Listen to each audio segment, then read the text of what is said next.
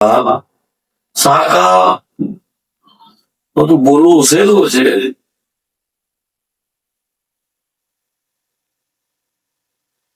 જયારે ઓમ નું ધ્યાન કરીએ ને, જયારે ઓમ ઓમ ઓમ એકાંતમાં બોલીએ કે સૌની વચ્ચે બોલીએ, તો જેમ આપણે પગાસું આવે અને આંખ બંધ થઈ જાય, એમ ઓમ નાભીથી જયારે આવવા નીકળે તો આંખ બંધ થઈ ગયા.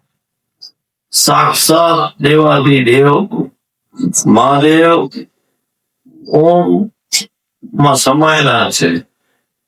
તેવી રીતે જયારે ઓમ નમઃ શિવાય, ઓમ નમઃ શિવાય જયારે આપણે બોલ્યા હશે, તો તેમાં 4 મસ્તક જે કહીએ ને, તો તે ગાયત્રી ના પણ આવ્યા. હવે આપણે વિચારીએ કે આ વસ્તુ અહીંયાથી ક્યાં થઈ, તો તેમાં